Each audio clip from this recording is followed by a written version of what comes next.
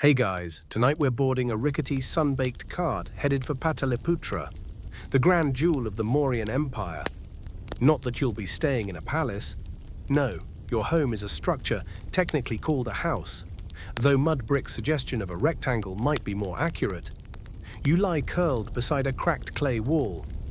On a mat that's been through more lifetimes than your reincarnated neighbor, the air is thick with a cocktail of cooking smoke, cow breath, and raw humanity. You probably won't survive this, but let's pretend you will. So, before you get comfortable, take a moment to like the video and subscribe, but only if you genuinely enjoy what I do here. And feel free to comment your location and local time. We're all surviving history together. Now, dim the lights. Maybe turn on a fan for that soft background hum. And let's ease into tonight's journey together.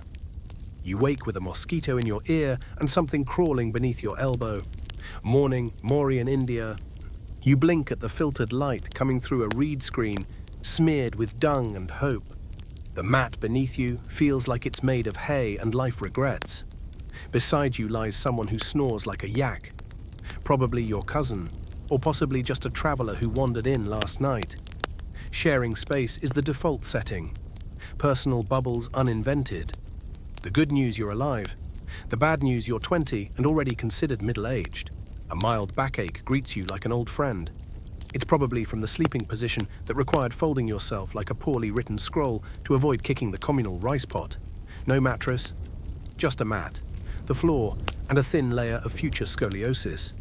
Outside, the sounds of morning roosters, distant chants. A child coughing like an old man, and the temple bell. No alarm clocks unless you count the neighbor's goat standing on your threshold like it pays rent. As you sit up and scratch something that probably needs scratching, you catch the first whiff of smoke from breakfast fires. Not your breakfast, of course. You're still saving up for the luxury of 3-day-old lentils. You wrap your dhoti, a rough strip of cotton, held up mostly by dignity and a vague knot, and glance at your feet. They're already dirty. Somehow. They always are. There is no clean. There is only less dirty. You stumble to the threshold and stare out at the clay yard dotted with broken pots, scattered ash, and a rooster giving you the side-eye. The morning air is coolish, which means slightly less humid. You take a deep breath and taste. Everything. Earth, sweat, charred wood, and someone boiling turmeric way too early. Welcome to your average morning in the Mauryan Empire. Your stomach already feels like it's threatening to unionize. You're hungry, dirty, itchy, and 90% of your body thinks it's laundry day every day.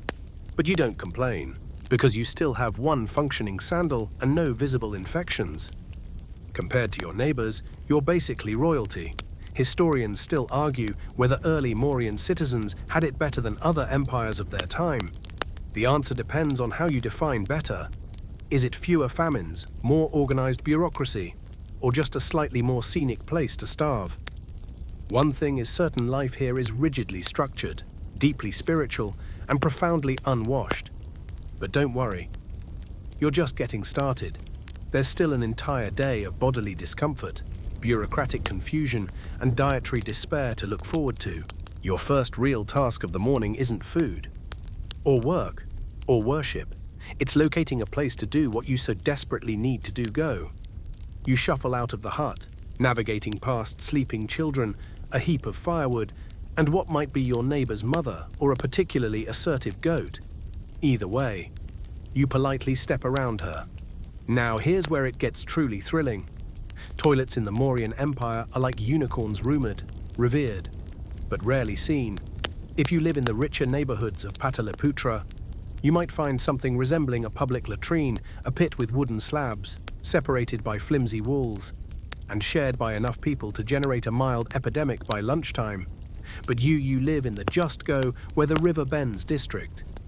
So you do what everyone else does, find a tree that hasn't already been claimed, squat like you're summoning the ancestors, and do your best to ignore the smell. You hope no one walks by. Someone always walks by. And yes, before you ask, there is no toilet paper. Instead, you have 3 glamorous options. Water if you're near a stream. A handful of leaves, don't pick the shiny ones, those sting, or your left hand, and a lot of resignation. And this, kids, is why the right hand is for eating and the left hand is for existential crises. Historians still argue whether Mauryan sanitation systems were genuinely ahead of their time. They point to the ruins of drains, clay pipes, and urban planning that suggests someone, somewhere, cared. But down here, on the human level, it's mostly don't step in that. The irony, you're technically living in one of the most advanced empires of the time. Pataliputra is a hub of architecture, administration, and spiritual development. Meanwhile, your biggest innovation is learning how to hover your body weight over a pile of pebbles without tipping into your own legacy. And should you need the bath afterward, well, hold your horses. Because bathing is both revered and feared, it's spiritually essential and physically terrifying. On one hand, cleanliness is linked to purity, so the devout bathe regularly. On the other hand, everyone knows that washing too often opens your heat points, which is ancient speak for you'll probably catch something worse. So if you want to wash, it means hauling your already sore limbs down to the river, dodging sacred cows, snakes, and children with sticks. You'll need to strip publicly, don't worry. Everyone's doing it, and hope that today, the current doesn't carry off your last piece of dignity with your loincloth. And if it's a festival day, congratulations. You'll be sharing the water with thousands of enthusiastic souls, chanting, splashing, and shedding their sins into the same body of water you just swallowed. Bon appetit. It's worth noting that some wealthier Mauryan households reportedly had small bathing rooms with simple plumbing. But again, you live where the latrines are made of optimism and clay. So your spa day consists of 2 cups of river water and a silent prayer to not contract anything ending in osis. One quirky tidbit from ancient texts even suggests that some elite courtiers employed servants to fan away flies while they bathed. You, meanwhile, are trying to slap mosquitoes with a sandal while holding your breath underwater. So, your day begins with public shame, insect bites, questionable sanitation, and a light dusting of spiritual guilt. But hey, at least you're awake. And not floating downstream. You're now dryish and possibly more infected than you were before bathing. But no time to dwell on that. Your stomach has started its daily protest march, rumbling like a distant war drum. Breakfast, or what counts for it, is waiting, or hiding. You shuffle back to your home, a one-room mud brick rectangle that leaks during monsoon and bakes like a clay oven the rest of the year. Your kitchen is a soot-covered corner featuring a blackened pot, 3 stones, and a fire that only works when you don't need it to. You check your food storage, which is really just a clay pot with a lid that doesn't quite fit. Inside, a few grains, a lone onion, and what might have once been a lentil before the weevils got there first. Breakfast is the same as every meal: rice gruel, if you're lucky. It's got some salt. If you're blessed, there's a hint of turmeric. And if the gods are really smiling on you, half a pickle. Not a whole one, calm down. This isn't a royal banquet. Historians still argue whether commoners in Mauryan India actually suffered consistent malnutrition, or if food distribution was reasonably adequate. But your current view, one cracked bowl of semi-liquid disappointment, suggests that maybe the records were written by the well-fed. And yes, the emperor is known for his organization. Under Chandragupta Maurya and later Ashoka, food was taxed, stored, and theoretically distributed. But out here, systems don't always reach your street. The bureaucrat who handles grain shipments is 3 towns away and deeply committed to losing your paperwork. So, you slurp your gruel slowly, as though this thin, pale sludge is a Michelin star tasting menu. It's warm, at least, and it has texture, if by texture you mean pebbles. Because your rice isn't polished, it's not even properly rinsed. It was swept off the ground last week after the cow stepped on it. And here you are pretending that adds earthy notes. The drink water, if you dare, boiled if you're smart. But fuel is scarce, so you gamble. The water is fetched from a well that's also used by people, animals, and occasional supernatural curses. You sip it slowly, eyes narrowed, tongue ready to detect any hint of cholera. You don't eat meat, not because you're devout, but because you're poor. Meat is expensive, and often taboo depending on caste and religion. The upper caste families might occasionally roast a goat or stew some fish. but you're more likely to see that meat walking by than on your plate. Protein comes from lentils. When you have them, mostly though, it's air and wishful thinking. You chew slowly, not because you're savoring, but because if you rush, you'll finish your food before your hunger even clocks in for the day. Fun fact, Mauryan kitchens often used mustard oil for cooking. It adds a sharp, peppery tang, and also doubles as hair oil and insect repellent. Truly a multitasker, much like you, who is simultaneously starving, swatting flies, and pretending that eating food with your fingers doesn't feel like gardening with your mouth. A curious tidbit preserved in some medical scrolls claims that ancient physicians recommended chewing each bite 32 times.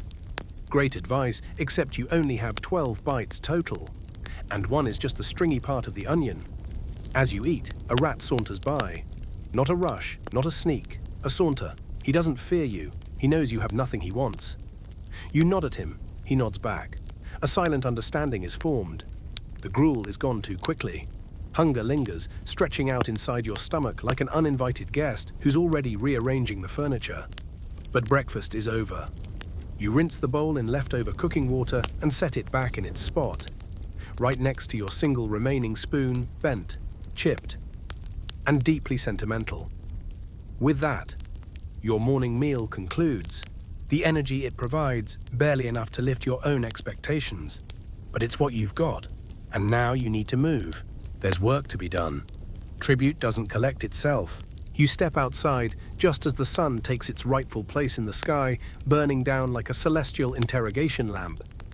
There's no such thing as casual Friday when you serve an empire built on bureaucracy and discipline. Today, like every day, you wear the same outfit, a rough-spun cotton dhoti tied haphazardly around your waist, a threadbare shawl slung over your shoulder, and sandals made from what feels suspiciously like bark glued to a fever dream. The fabric scratches like it's holding a grudge. The sandals flap against your soles in a rhythm that somehow insults your dignity. There's a tear on the inside seam that keeps catching your leg. And no, you don't have a needle. Needles are for artisans and royalty. You, brave tax functionary of the empire, are armed with a safety pin stolen from a funeral cart.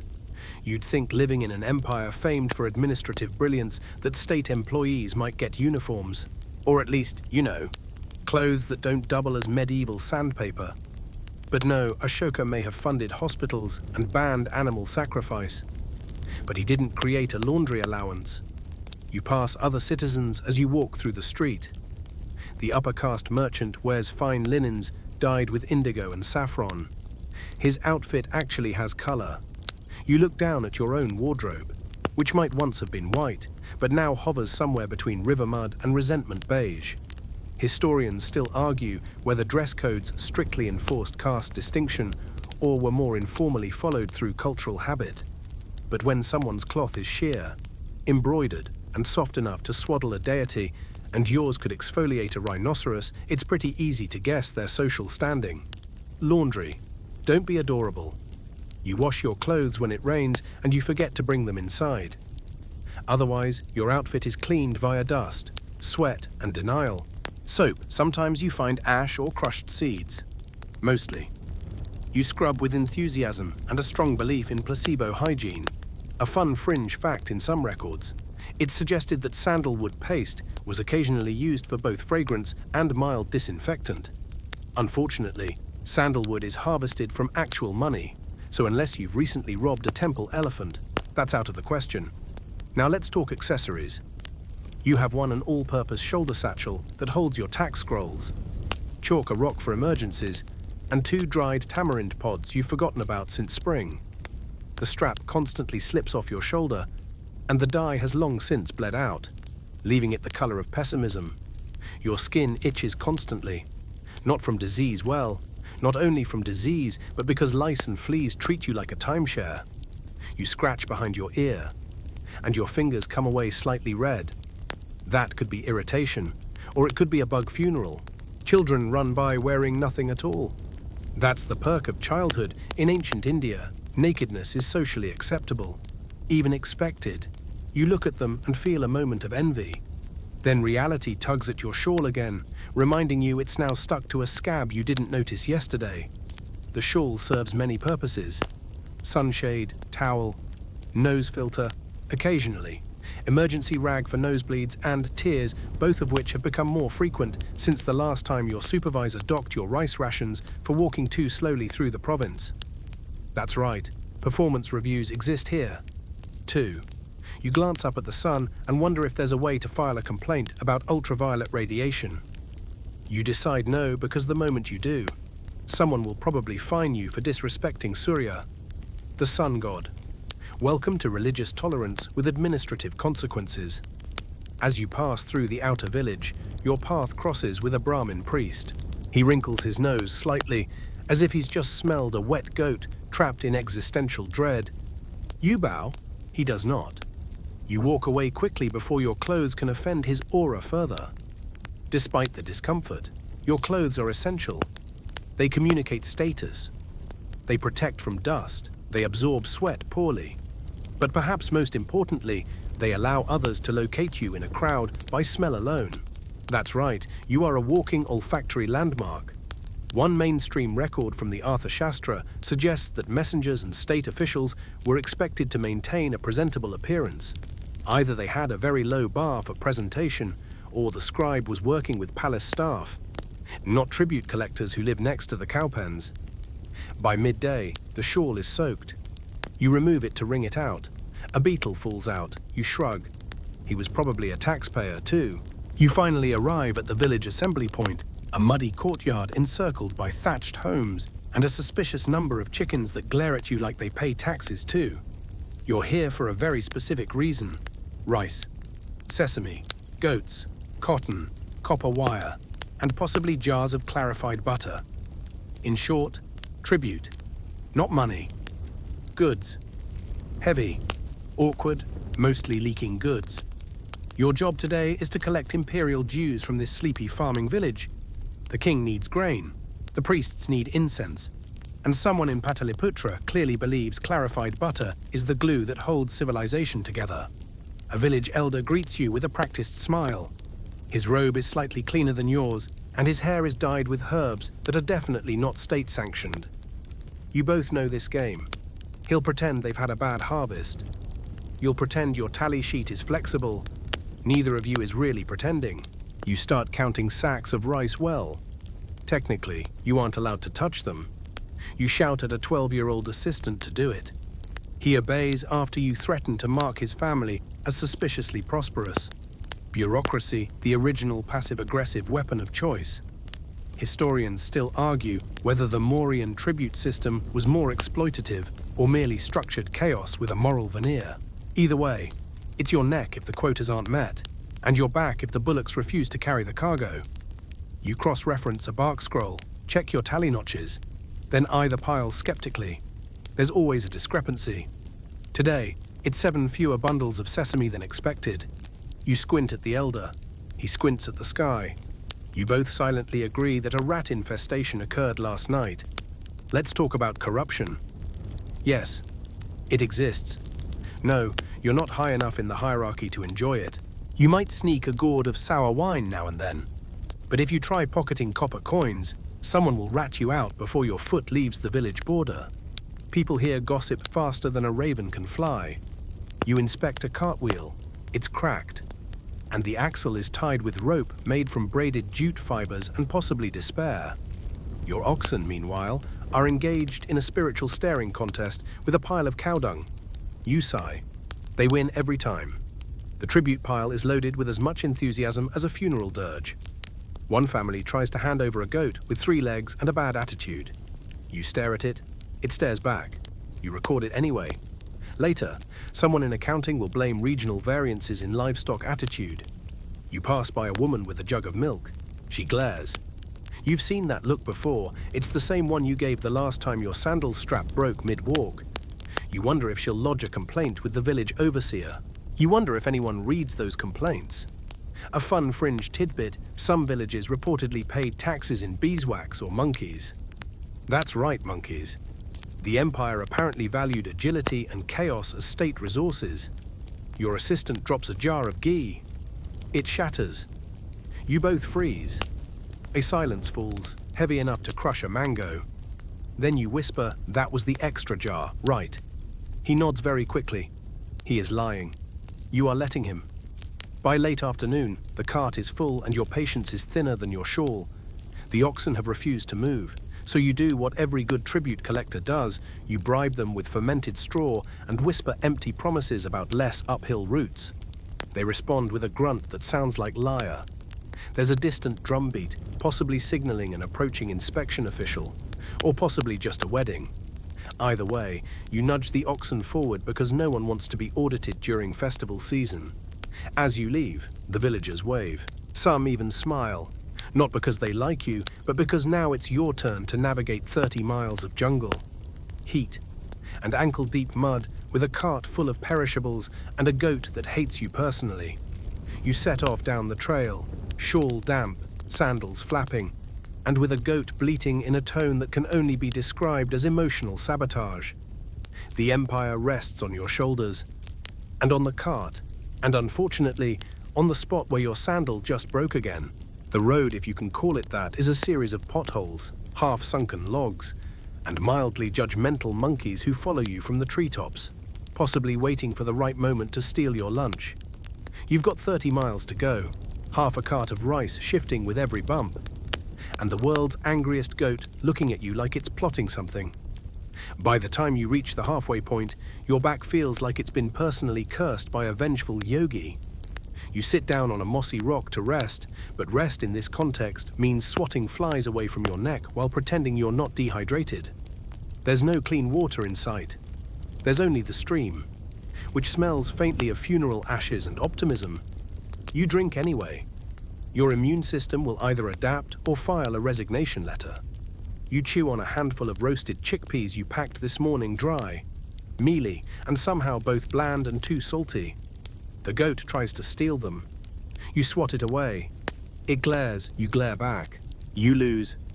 Now, about mental well-being. The Mauryan Empire isn't known for its emphasis on mindfulness. There are no wellness retreats unless you count solitary exile or being sent to inspect sewage canals. You're constantly tense, not just from the threat of wild animals or collapsing bridges which are mostly just ropes and prayers, but also from the fact that any misstep in delivery could be reported as theft. Historians still argue whether tribute collectors were respected civil servants or just glorified pack mules with better handwriting. Your spine votes for the latter. The jungle thickens. You hear rustling. Maybe it's a wild boar. Maybe it's another collector taking the shortcut and hoping to poach some of your goods. That's right, tribute turf wars are a thing. They're not glamorous. They're just passive-aggressive and exhausting. Let's talk about those carts. Mauryan engineering gave us great roads in theory, straight. Logical, imperial, but in reality, erosion and elephant traffic mean you're navigating what feels like a cursed maze. Your cart creaks like it's narrating its own death, and every bump sends another puff of rice dust into your face. At some point, the axle shifts. You pretend not to notice. You pass a traveling ascetic, barely clothed and smeared in ash, who silently stares at you like he knows all your secrets. You think about asking him if he knows a shortcut. You don't. You're too tired. You just nod and keep walking, the goat following behind like a demon with hooves. Here's a fun fringe tidbit. Some imperial caravans carried trained parrots who would repeat prayers or mantras to bless the goods. You don't have a parrot. You have a goat. The goat once tried to eat your map. It's not the same. As the sun begins to dip, you reach the rest station, a waypost manned by a clerk who looks like he's been awake for 7 years. He checks your seals, squints at your tally, and asks why the ghee jar is short. You tell him it was a rat. He nods. He's heard worse. One guy blamed a tornado. Indoors, you spend the night in a guest hut, 3 walls, 1 rat, and a cot so thin it may actually be a decorative rug. Your assistant snores like a broken bellows. The goat refuses to sleep, staring at the door like it's expecting visitors. You lie awake, mosquito-bitten and sore, wondering if emperors ever dream about goats. Probably not. You close your eyes. But the silence is deceptive. Jungle nights are alive, chirping, hooting, whispering. You think you hear drums again. You definitely hear the clerk arguing with a spice merchant about spoiled turmeric. You envy his energy. Sleep comes slowly, like everything in the Mauryan system. It is earned through sheer exhaustion. You shift, wince, roll over, and try not to think about tomorrow's road. You've got more stops ahead, more rice to deliver, and a goat that seems increasingly like it's capable of complex revenge. You wake up to the soothing sound of your assistant vomiting into a bush. Breakfast in Mauryan, India is less of a meal and more of a desperate scavenge. Your options today: some leftover millet, a half-mashed fig, and a clay cup of something suspiciously labeled buttermilk, which may or may not be fermented goat sadness. You sip it anyway. Regret sets in immediately. Today's journey takes you toward a river crossing. You've been warned the bridge is either being repaired, has been stolen by bandits, or was never there in the first place. Welcome to the Empire's finest infrastructure. You load the cart again, check the seals, and begin the slow grind forward, trying to ignore the ache in your thighs and the fact that one sandal is slowly disintegrating into mud-flavored confetti. There's a saying among tribute collectors: if the sandals last longer than the road, you're lucky. Your sandals aren't lucky. They're suicidal. The labor isn't just physical, though. Your arms feel like they've been milled into lentil paste. From hauling sacks of wheat and bronze tribute jars, it's also deeply mental. Every transaction, every tally, every signature from the local headman is another opportunity to commit a life-shortening error. One missing stamp, you're a thief. One broken seal, you're a traitor. And the paperwork is unforgiving. Ink is rare, and officials don't appreciate excuses written in goat drool. You arrive at a small village on the riverbank. The smell hits first smoke, wet bark, and fish that gave up days ago. A group of villagers meets you, polite but suspicious, because a tax official is only slightly more popular than a wasp at a wedding. You smile, you bow, you ask for the local tribute. They say they already gave it. You know they didn't. Historians still argue whether villagers under the Mauryan system willingly offered tribute or were coerced through psychological pressure and goat-based threats. Evidence suggests it was a fine blend of both. You sit beneath a neem tree and begin your ledger work. Every bag of grain must be weighed, counted, and stamped. The villagers watch you with the enthusiasm of people attending their own audit. One of them offers you a sweet jaggery cube, wrapped in a leaf. You eat it, you regret it. Again, as the sun climbs higher, the real challenge begins. The heat. Mauryan India doesn't just get warm, it gets celestial punishment hot. Your clothes, already stiff with dried sweat, become adhesive. Your turban feels like an oven mitt designed by your enemies. Even your goat looks at you as if to say, "You brought this on yourself." You attempt to cross the river. The bridge, as it turns out, was real 2 logs, 3 ropes, and an extremely optimistic engineer. You try not to look down. You try not to think about the crocodile you saw last time you were here. You succeed in neither, a fringe detail from the Arthur Shastra. Yes, Maurya had policy guides, mentions tribute collectors were sometimes accompanied by bodyguards to prevent attacks. You have your assistant, who's currently arguing with a duck. You cross alone, once across. There's more walking, more sweating, more trying not to pass out while hauling a bag of copper discs up a hill so steep it may have been designed to punish hubris. You make it, you don't collapse. This counts as a win. At the outpost, you hand off the goods. Another scribe nods, writes your name in a logbook, and sends you back down with a fresh list. This is the problem with surviving in Mauryan India. The reward for finishing your job is being told to do it again. And again, until your sandals dissolve. Your back caves in. Or your goat finally takes control of your route and applies for your job. As the day fades, you find shelter in a roadside shrine. You offer a coin. The priest nods, offers water. You ask for a blessing. He shrugs. Depends on the goat. He says, you both laugh. The goat doesn't. You lay down again that night. Your muscles a collection of betrayal notes. Your spirit somewhere near the bottom of your left sandal. And yet you're still here, still tallying, sweating, apologizing, surviving. Because in the Mauryan Empire, being conscious is basically a promotion. The sun rises before you do, mostly because you haven't really slept. Your bed, if we can call it that, is a flattened pile of reed mats, brittle as crackers and equally effective at cushioning. But today, there's a new enemy waiting outside. Not bandits, not corrupt scribes. No, it's the weather. Mauryan India is not a place for mild forecasts. It is a country where the sky either tries to boil you alive or drown you where you stand. And sometimes both. You step outside and feel it instantly, the kind of sticky, throat-clogging heat that feels less like air and more like soup. Congratulations, you've walked into a pressure cooker with sandals. You trudge toward your next destination, an administrative checkpoint where someone is supposed to hand you a fresh tax list and a spoonful of optimism. Spoiler, one of those things is never delivered. The humidity is so dense, your clothes start auditioning to be sponges. The cloth sticks to your ribs, your knees, your everything. Or it's the sensation of being gift-wrapped by a damp, grumpy snake. You pass by rice fields shimmering in the sun. They look peaceful until a monsoon decides otherwise, because here, when the rains come, they really come.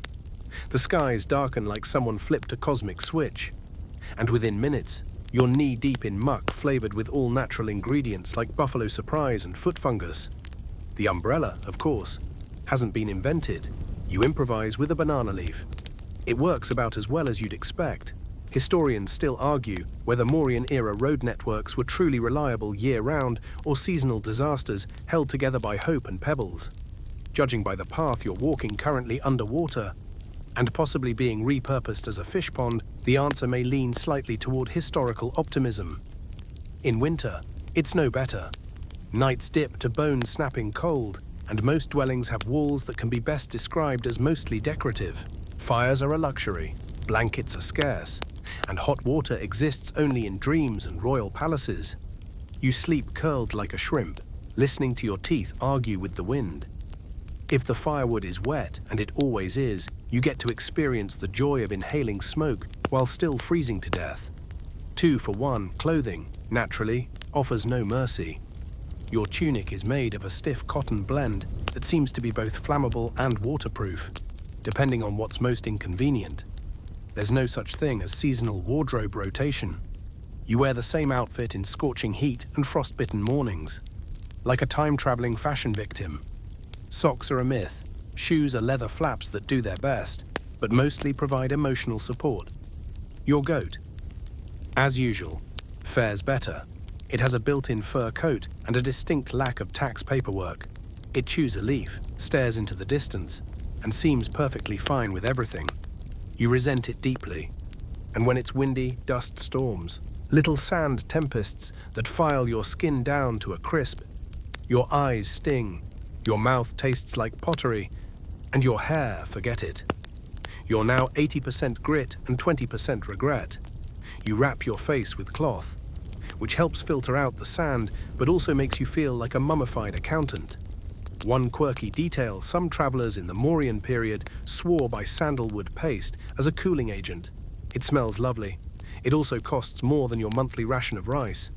So unless you're royalty or a particularly spoiled temple cow, you won't be using it. And then there's the sky. So beautiful, so completely uninterested in your well-being. When it rains, it pours until your documents are pulp and your ink has migrated into another dimension. When it shines, it cooks your skin like a dozer on a cast-iron pan. There is no in-between, just extremes. Mauryan weather doesn't want you dead, it wants you damp, tired, and constantly questioning your career choices.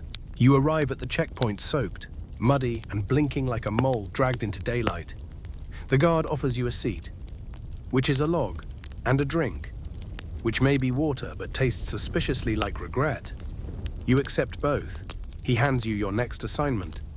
You nod, smile, cry internally, because there is no break from the elements.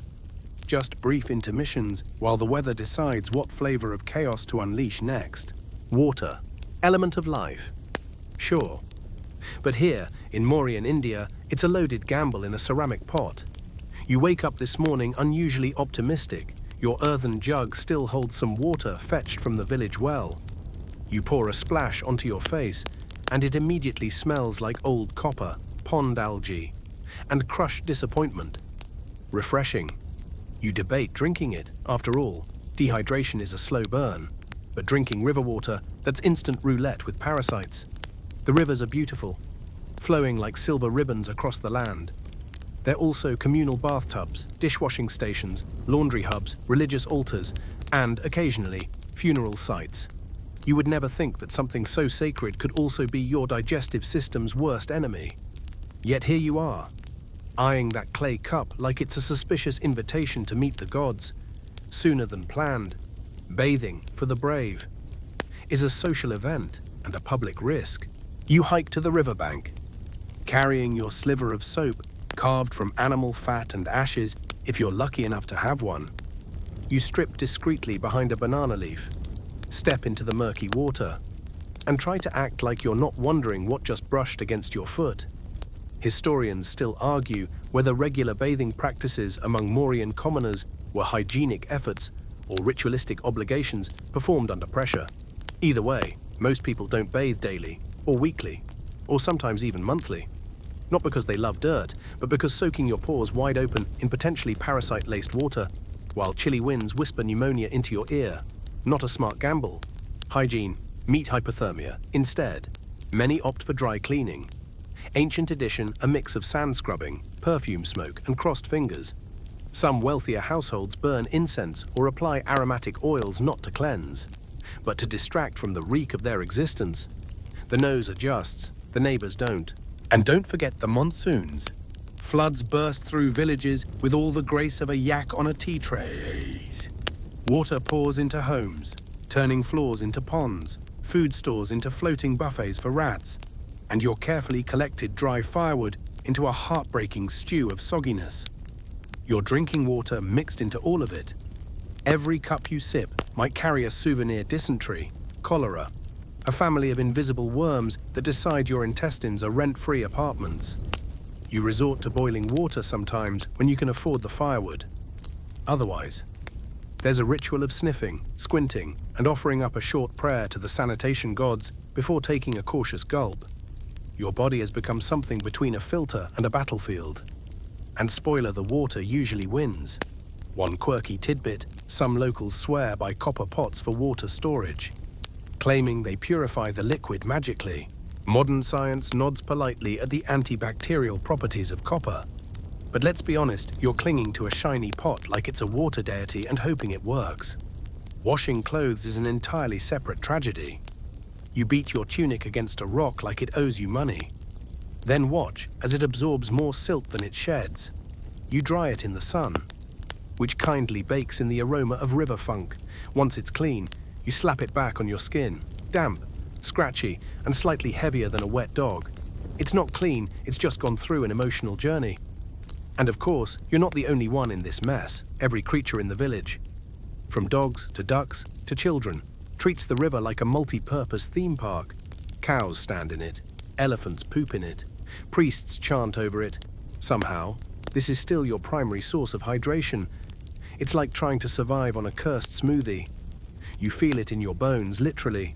Your joints ache from the damp. Your stomach gurgles in ominous Morse code. You pass by a healer who offers a detox paste made of crushed neem leaves and hope. You decline, not because you're skeptical, but because you can't afford it. Besides, the river's already detoxing you, in the most aggressive way possible. And so you drink, bathe, scrub, sweat, leak, and rot, all within arm's reach of the water that gave you life and now threatens to take it back. It's a beautiful irony, really. You survive in a land shaped by rivers, nourished by monsoons, blessed by ancient hydrology, and nearly drowned by it all.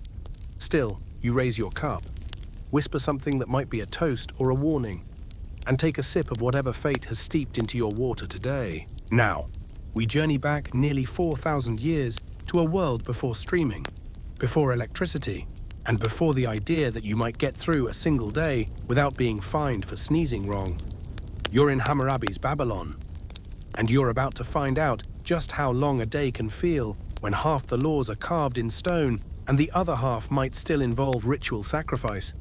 Your eyes open to the pale orange light of a Mesopotamian sunrise bleeding through holes in your mud brick wall. There's no window pane, just open air and dust. You're lying on a woven reed mat, which is the ancient equivalent of sleeping on a soggy welcome mat, with the added bonus of a family goat chewing something suspicious right next to your face. You would never think that waking up next to livestock could become routine, but here we are. Your back aches. Your nose itches from the fine layer of dust coating every surface, and you're already sweating. Spoiler, you'll still be sweating 12 hours from now, maybe even more. Air conditioning. Not unless you count a strong breeze and the occasional clay fan if you're lucky enough to know someone in the pottery district. So, before you get comfortable, take a moment to like the video and subscribe, but only if you genuinely enjoy what I do here. Also, feel free to drop your location and local time in the comments below. I'd love to know when and where you're listening from. Now, dim the lights, maybe turn on a fan for that soft background hum, and let's ease into tonight's journey together. You rise slowly, mostly because there are no chairs, and everything hurts. Your knees crack like an ancient scroll unrolling, and you shuffle across a dirt floor so dry it crunches like burnt toast. If you're lucky, your home has 2 rooms. If you're luckier, you don't have to share that space with your cousin's wife, and 2 ducks named something adorable and sarcastic in Sumerian. Outside, the street smells like cooked barley, donkey droppings, incense, and maybe, just maybe, a hint of sewage baking in the 100-degree sun. Babylon is bustling. Vendors shout from under palm branch roofs, goats yell for no good reason, and barefoot children chase chickens that refuse to be caught. It's a mix of noise, dust, and divine judgment. And speaking of divine judgment, you're about to face your daily horoscope Babylon style. There's no what's your sign only. Which god is angry today? You glance toward the temple ziggurat, that massive tiered pyramid dominating the skyline. The priests are already up there doing something elaborate involving drums, smoke, and possibly a goat that should start worrying. You wonder how you'll make it through the day. Your water jug is empty. Your sandals are barely more than optimism stitched to bark. And your neighbor across the alley is already shouting at his wife because she gave him the wrong offering basket. Again, good news, you're alive in the heart of one of the most advanced civilizations of the ancient world. Bad news, so is everyone else. And they all want something from you, your labor, your grain, or at the very least, your undivided obedience. Historians still debate whether daily life in Babylon was vibrant and prosperous or just a heat stroke waiting to happen. But for now, you breathe in the dust, brace your sun-scorched nerves, and try not to accidentally break any laws before breakfast. Your first real mistake is hoping for breakfast. In Hammurabi's Babylon, the most important meal of the day is whatever you didn't forget to hoard the night before. And unfortunately for you, hoarding is basically a sport one you're currently losing. You trudge to the corner of your one-room pantry, which is just a clay bowl on a cracked shelf, and find a leftover handful of barley mush. It's dry, it's crusty, and it has the texture of regret. You chew slowly, imagining that this might be what sand tastes like if sand were also tired of being sand. The mush is cold, but that's fine. Everything here is either cold or burning. If you're feeling fancy, maybe you grind some dates into a sticky pulp. It's sweet, sure, but it's also the glue holding together most of your cracked clay dishware. You eat it anyway, because choice is not a word in the Babylonian dictionary unless it's followed by between death and taxes.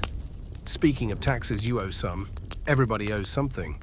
Even if you're not technically a merchant, a landowner, or a priest in training, the king's bureaucracy has found a way to include you. You're expected to contribute grain, labor, and possibly one of your remaining goats. Failure to comply, that's punishable.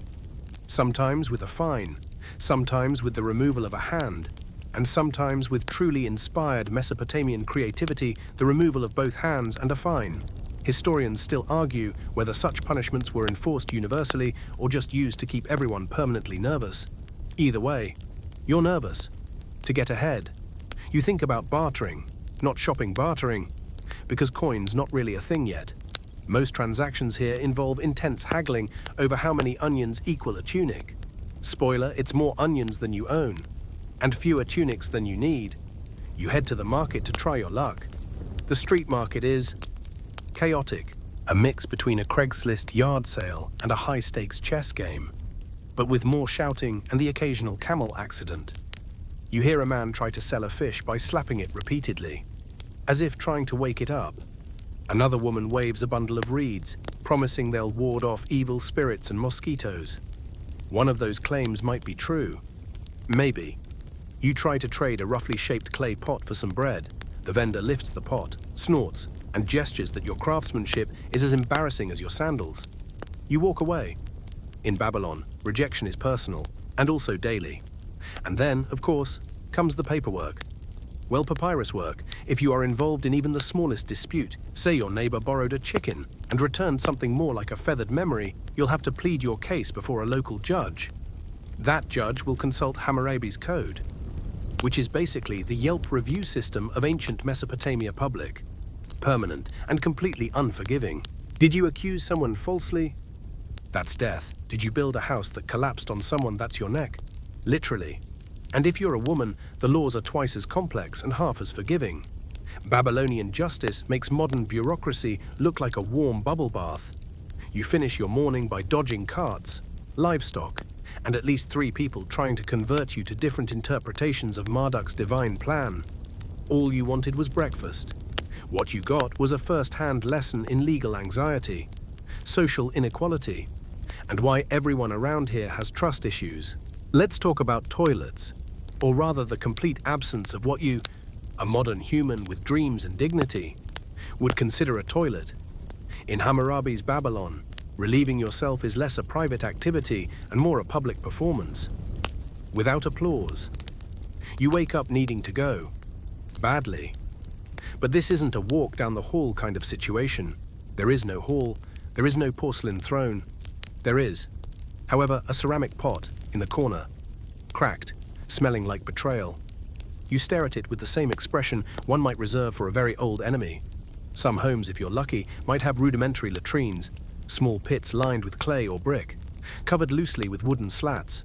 These aren't so much toilets as they are very optimistic guesses about where waste should go. And cleaning them. Let's just say no one is writing love poems about that job. In fact, the only tool available might be your own sense of denial. If you live in a poorer district, and statistically, you do, then it's bucket time. After use, the contents are dumped into the street-side gutter or irrigation canal. That's right. The same canal that sometimes waters crops. Historians still argue whether this was a calculated form of recycling or just a centuries-long public health crisis with good marketing. Now you step outside. The street smells like hot clay, donkey breath, and lightly roasted despair. Children run barefoot, dodging puddles of mystery fluid. You try to do the same, only to realize that Babylonian sidewalks weren't invented yet. Everything is road, everything is open, and the line between street and sewer is philosophical at best. But you're determined to find a public toilet. You've heard legends. You follow a narrow alley that leads to what might generously be called a communal latrine. Really just a stone bench with holes carved in it and no walls. None. Privacy is for people with power or very large palm leaves. You sit, trying not to make eye contact with the elderly man beside you, who is humming a hymn to Ishtar while clutching a small stick. The stick, by the way, is your version of toilet paper. You're meant to scrape, not wipe. Reuse is encouraged. You suddenly long for the sweet, sterile horror of gas station restrooms, and don't even ask about sanitation workers. The closest thing Babylon has are scavenger crews, tasked with pushing the muck along the gutters using long wooden rakes. But only occasionally. The rest of the time, rain does the job poorly, which means the smell isn't seasonal. It's cultural.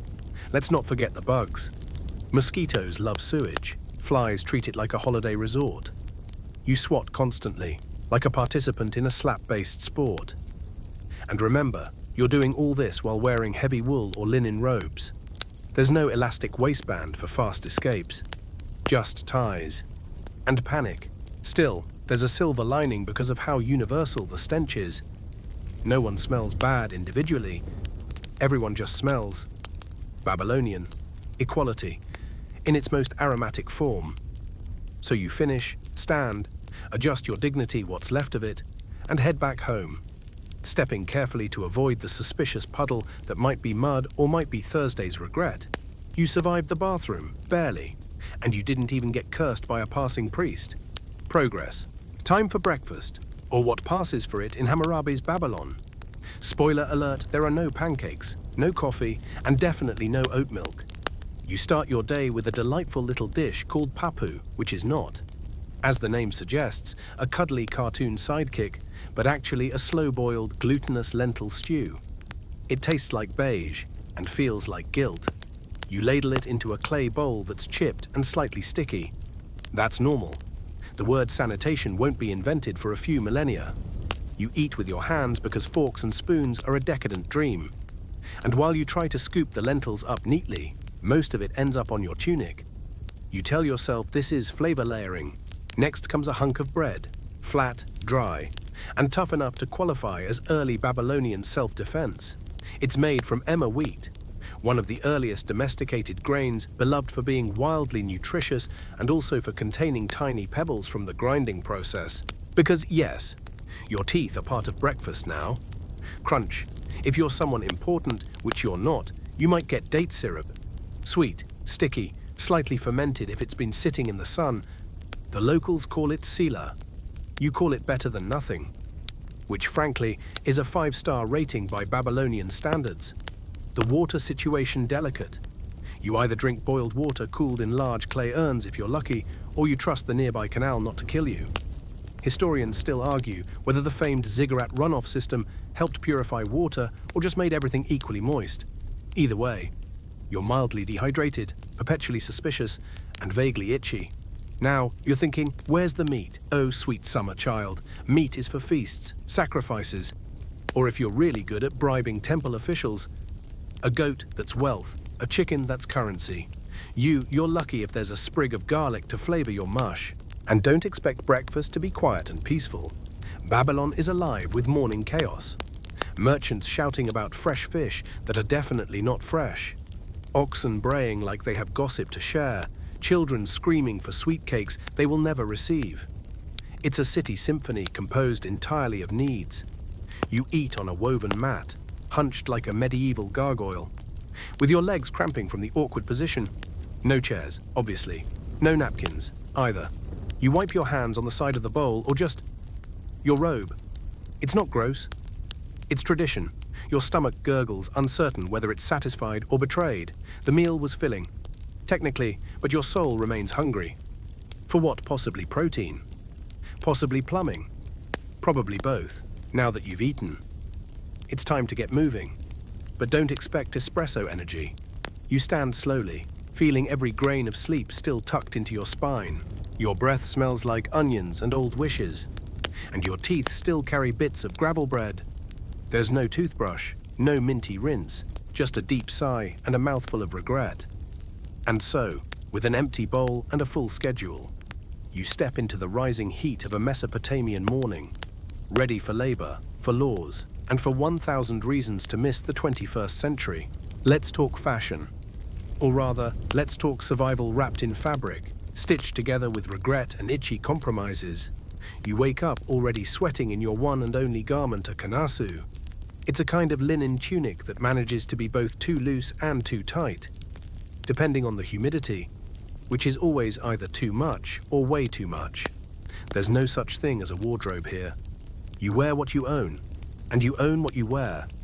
And spoiler, that's the whole list. The tunic is unbleached, because bleach is a modern luxury and also sounds suspiciously like sorcery to a Babylonian. If you're lucky, your linen might be dyed with indigo unless you're poor, in which case your only dye is the slow, spreading blotch of daily grime. Historians still argue whether slaves were allowed to wear dyed garments or if that was just temple gossip. Either way, your outfit doesn't pop. Linen sounds breathable, right in theory. Yes, but in Hammurabi's Babylon, with daily highs pushing 40 degrees C, that's about 104 DEF for the imperially cursed. Even your eyebrows sweat. And the linen gets stiff with salt, especially when you reuse it day after day after day. And let's be honest, week after week. Laundry only if you count letting the tunic soak in the Euphrates while you pretend the fish are doing your dry cleaning. There's a belt. Sort of. It's a strip of fraying rope you found near the market. Technically, it holds things up, emotionally. It holds you together. On your feet. Ha?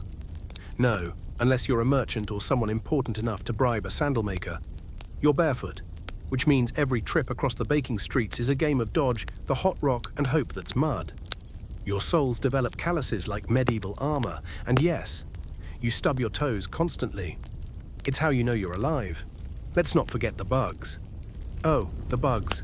Sand fleas, lice, mites. Creatures so small, they have no business being that annoying. You scratch so often it becomes a part-time job. Your tunic has patches, one for wear and tear, one for fleas, and one as a prayer to never get bit again. The bugs don't listen. Bathing's still not happening. The last time you washed this tunic was during a flash flood, and you're pretty sure it actually came out dirtier. And your body rinse every 10 days, max, in cold brownish water with questionable floaters and one fish that always stares at you. You try to act like you're above it, but he knows. He always knows. Fashion hierarchy in Babylon is as rigid as their legal code. Priests wear long robes with decorative fringe, so everyone knows they're better than you. Nobles layer garments and perfumes. You layer sweat and prayers. You smell like a lentil that got left out too long. It's not a personal failing, it's just Tuesday. So here you are, underfed, underdressed, and overcooked. You hitch up your linen robe for the 15th time as you bend to pick up a water jug. The fabric sticks to your back like betrayal. You sigh. The gods don't hear you, but that fish from the river might. You know that distant throbbing in your jaw, the one that starts small like a whisper of pain and grows louder each time you chew, yawn, or exist. Congratulations, that's your mouth rotting in real time. Welcome to dental hygiene in Hammurabi's Babylon, or rather, the complete lack of it. The concept of brushing your teeth is as alien here as flying cars or gluten-free croissants. You don't brush, you don't floss, you don't rinse. You hope. You start the day with the taste of last night's barley porridge fermenting behind your molars. There's no mint, no paste, no toothbrush, unless you count chewing on a frayed twig from a neem tree, which some do. Historians still argue whether these were daily hygiene tools or just things bored people gnawed on. Either way, they don't help with the fact that your gums feel like they're plotting your demise. The pain starts subtle, a dull ache. Then comes the swelling. Soon you look like you're smuggling a walnut in your cheek. If you were royalty, a priest might chant over your jaw with herbs and a small brass amulet. If you're you, someone gives you a strong drink and a rock to bite down on. This is not metaphor. This is dental surgery. You lie down while your neighbor, who once helped fix a camel's hoof, prepares a bronze tool that looks like it was forged by nightmares. There are no anesthetics, no numbing, no gentle countdown, just yank, and scream, and more screaming. You don't even get a lollipop afterward, just blood and the bitter taste of regret. And let's not pretend this is rare. Everyone is walking around with at least one tooth doing its best impression of a ticking time bomb. Diets high in carbs and low in actual nutrition don't help. Ancient Babylonian bread, despite being celebrated in temple carvings, is dense, gritty, and baked with enough sand to make your dentist, if you had one, weep. Every bite is a gamble. Worse yet, mouth infections don't just stay in your mouth. In a world without antibiotics, a toothache can escalate into a jaw infection, then a fever, then people stop asking why you haven't come to the market lately. Your breath absolutely legendary. You could stun a goat at 10 paces. And yet no one says anything, because theirs is just as bad. The whole city hums with the invisible cloud of halitosis. It's not impolite, it's atmospheric. There are clay tablets with medical wisdom from the time some detailing spells for tooth demons. Yes, that's real. One cure involves reciting incantations while applying crushed onions to the cheek. Another calls for goose fat and copper wire. Modern scholars are split on whether this was religious ritual or just ancient trolling. Either way, it doesn't work. And even if you're lucky enough to dodge decay, there's wear and tear. Chewing tough bread and grinding grain by hand means your teeth flatten down to little nubs by age 30. Enamel erosion that's just called life. You start whistling through gaps you didn't used to have. You smile less. Not because of shame, because it physically hurts. So there you are, hungry, in pain, and trying to sip water while avoiding your left molar like it's cursed. You wince, you grimace, you consider chewing with your eyes instead. And the worst part, tomorrow's just more of the same. You get up before dawn. Though up is generous, more like you peel yourself from the woven mat that has left its pattern embedded in your skin. Your back cracks, your knees complain, and your stomach growls like it hasn't met food in days. That's because it hasn't. And now it's time to work. Hammurabi's Babylon is a city of labor. Whether you're a farmer dragging an ox through silty, back-breaking fields, or a potter turning clay with feet so numb they might as well be decorative. Your options are less career path and more physical survival. You work because you must, not because you're building your brand. Today, you've been assigned to a canal crew. The Euphrates blesses and curses the land with equal force. It floods, it dries, it silts over. Your job: clear the silt. With a stick. No fancy irrigation tech, just you, a dozen others. And a communal dream of not dying from dehydration. There are no weekends, no personal days, and quiet quitting is punishable by actual punishment, often involving rocks or spears. You sweat within 5 minutes. The Mesopotamian sun is already flexing. You're surrounded by mud, mosquitoes, and men coughing up a symphony of dust and exhaustion. Still, you trudge, 1 foot in muck, 1 foot in hopelessness. It's character building, assuming the character is tired person with calluses. And you're not alone in this. Your 12-year-old nephew is with you. Because childhood ends when your bones are strong enough to lift a shovel. Meanwhile, your cousin's wife is hauling laundry to the river. Not her laundry. The palace's. She gets to scrub linen for people who've never touched a dish in their lives.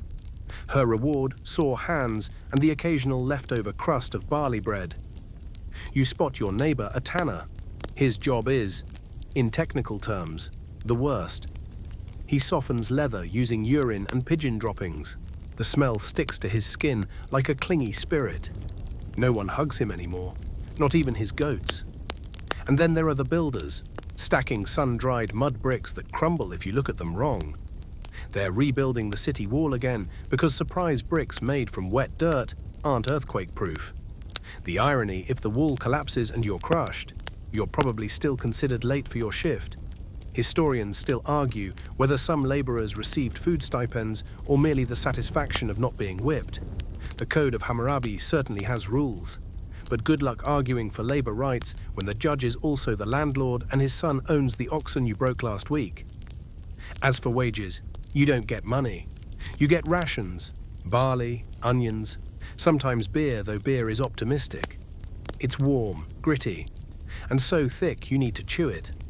On a good day, you're allowed to keep your sandals. On a bad day, they take your sandals because someone of higher status wants them more. There's no retirement plan. You work until your spine resembles a question mark, or until you collapse in the field and no one notices because, honestly, you look like part of the irrigation system. And yet miraculously you keep going. Because in Babylon, surviving labor isn't optional. It's the national pastime. You drag yourself home as the sky turns that weary brownish purple that signals either dusk or an impending dust storm. It's hard to tell. Babylon's weather doesn't really do subtle. It swings between desert furnace and flood-prone soup. Congratulations, you live inside a mood swing with wind. Tonight, it's hot. Not open a window hot, more like sleep inside a bread oven hot. Your walls are baked mud, which unfortunately also function as thermal storage units, so all that delightful 108-degree daytime heat is now being released back into your living space like it's trying to teach you a lesson. There's no fan, no breeze, just you and the smell of body odor aged to perfection. You lie down beside your family because, of course, you all share one sleeping space and try not to stick to them. It's a sticky night. You fan yourself with a palm frond that does absolutely nothing. Occasionally, someone swats a mosquito. No one ever wins. In the winter, things reverse. You sleep curled up like a prehistoric shrimp under one threadbare blanket. Your breath fogs. You tell yourself frostbite isn't real because you've never seen snow. But you've seen blue toes and lost a few fingernail tips to whatever that chill sickness is. Clothing helps, except your clothes are a single rectangular piece of linen that's either too thin, too itchy, or too torn in exactly the wrong spot. There's no layering, no fleece, no cozy socks, just you and a glorified napkin belted around your waist. Historians still argue whether Babylonians truly believed linen repelled spirits or whether they were just trying to cope with how cold it was in January. Sometimes, during the wet season, your roof leaks. Sometimes it collapses. It's a game. Will it be a drip, a damp patch, or will a ceiling tile land directly on your sleeping face? Fun for the whole family. And it's not just rain or heat. The wind gets involved too. It blows dust into your mouth, your eyes, your breakfast. It turns your home into a gritty snow globe. There's no glass, no insulation, and absolutely no concept of weatherproofing. Just you and the elements. In a toxic relationship with nature. There are rumors of palace chambers with climate control well, clay jars of water and strategically placed reed mats. That counts. Right, meanwhile, your idea of luxury is not waking up with a scorpion in your shoe. Oh, and let's not forget the bugs. In the summer, flies throw raves on your food, lice live rent-free in your clothes. And bedbugs, let's just say they've unionized. You try to sleep, but the heat keeps whispering things like, remember when shade was a concept? You flip your mat to the cooler side, spoiler, there is no cooler side. Eventually, you drift into something that resembles sleep but feels more like unconscious defeat. And that's the weather update from Babylon: too hot, too cold, too unpredictable, and always somehow slightly damp. At dawn, your mouth tastes like the inside of a sandals-only public bath. You sit up groggily and reach for the water jug because hydration is key. Right, except your jug is empty. Again, someone, possibly a sibling, a neighbor, or the universe used the last of it and didn't refill. So, it's up to you. You grab the clay jar, hoist it onto your hip, and start the walk to the river. And by walk, we mean slog. Babylon might have been a marvel of civilization, but its water-fetching infrastructure for the average person was one step above, carry it yourself or perish. You pass streets that are either flooded with sewage or bone-dry and dusty. There is no in-between. The air already smells like wet soil and something faintly fishy. You reach the Euphrates, or at least a canal connected to it, and start scooping. Is it clean? Not even remotely. You can see things swimming in it. Uninvited things. But you don't really get to be picky. Historians still argue whether Babylonian water filtration involved charcoal or simply blind optimism. Either way, you do what everyone else does. Let the mud settle at the bottom and pretend that counts as purification. You carry the jug home, your arm going numb, your shoulder blistering in the heat. Bathing is rare. You've heard people do it on holy days. There's a public bathhouse, technically, but it's more like a social risk assessment. Who's watching how clean is the water? Will your sandals get stolen? Will you get cursed by a demon of mildew? You weigh your options and usually choose smell vaguely human and hope no one comments. Even if you do bathe, there's no soap. Maybe you have some crushed date pits or sand. It's exfoliating, but not in a way anyone would recommend. And if you use too much water, the household priest might scold you for disrespecting Enki, god of fresh water. And here's the kicker. Babylon's drinking water is also its sewage water. Not always the same stream, but close enough for cross-contamination to be a beloved city-wide hobby. And yet people keep drinking it, boiling it when they can, or mixing it with beer. The beer doesn't taste like IPA. It tastes like regret, thickened with chunks, and smells like someone left barley in the sun for emotional reasons. You think about refusing to drink it, but then you remember cholera, or what they called river curse belly.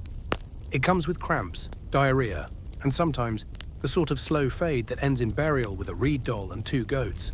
Everyone nods solemnly and says the gods chose. But you suspect the gods are just really bad at plumbing. And still, water is everything. You need it to cook your mushy lentils. You need it to rinse your clay dishes, which somehow never feel fully clean. And you need it to cool your forehead after walking through Babylon's grand but sweltering courtyards, where pigeons poop with divine authority, so you drink You hope, and you don't look too hard at the things floating in your cup. Because in Babylon, the water might sustain you, but it's also keeping a score. Now, we wake up inside a chilly Byzantine monastery, tucked somewhere in a mist-draped hillside. You're already awake before the first bell rings because stone doesn't insulate, and your blanket doesn't exist. You're not dead, but the cold is making strong arguments. Your cell is a damp, windowless box made of stone, wood, and disappointment. The air smells like mildew and old parchment, which coincidentally is exactly what your future smells like too. The bells toll, a deep, slow knell that echoes off the walls like some kind of divine snooze alarm. You swing your legs off your plank bed, no mattress, just a wooden board with a slight dip from years of very committed back pain. You stretch, something cracks. You're unsure if it was your spine or the ceiling. The robe you put on has been your companion through 4 seasons and 0 laundry cycles. It's wool, scratchy wool, the kind that feels like 1,000 ants having a disagreement on your skin. You reach for your sandals, thin strips of leather pretending to be shoes, and step into them like someone about to walk across gravel made of regret.